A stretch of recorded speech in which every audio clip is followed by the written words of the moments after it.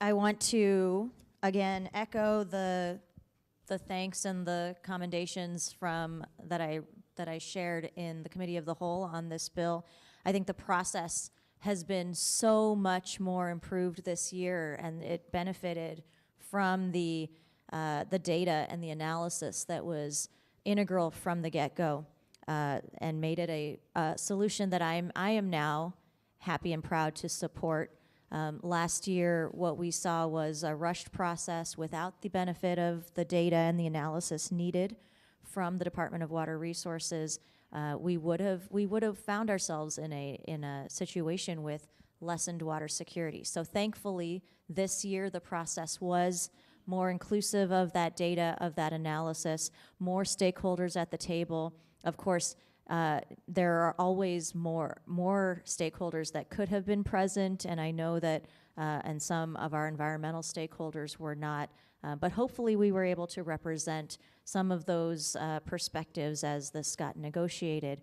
I will say that that the Department of Water Resources rulemaking at the beginning of the year represented the absolute most responsible way to move this forward with the guardrails that was included in the rulemaking.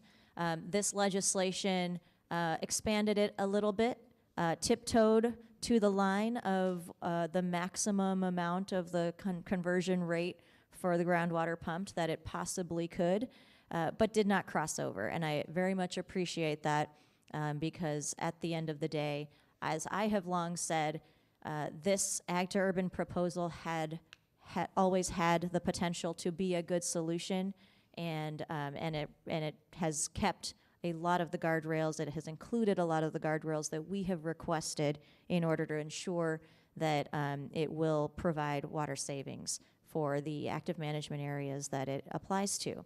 And some of those guardrails are indeed that this applies only to the active management areas that currently are facing unmet demand or might later find themselves with unmet demand. That it does require that there have been irrigation use in 3 of the past 5 years in order to convert. I think that's an important, these are all important guardrails. And the review processes and the department's involvement in those reviews will be necessary. There is, I think, remaining some concern about the health of the Central Arizona Groundwater Replenishment District. We will need to keep an active review of that as this moves forward. But as we know, we were able to negotiate and come to a solution that does do this and allow the Ag to Urban program to proceed in a workable fashion that should lead to savings over the next 100 years.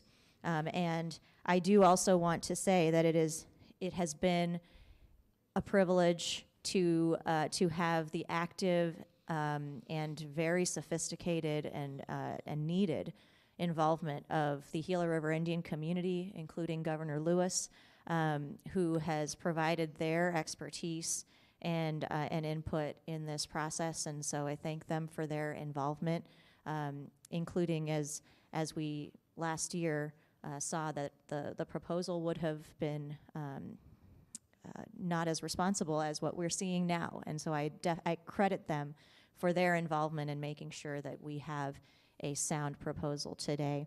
And then finally, I agree with my colleagues that this represents and shows the rest of the country that Arizona can come together and put forward responsible water policy and protect our groundwater resources.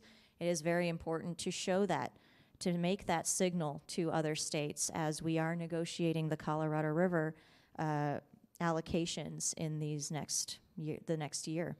And I do want to therefore suggest that it would be an even more responsible showing for Arizona to also therefore have the Speaker and the President drop their lawsuits over the Basic Groundwater Management Act. Easy now.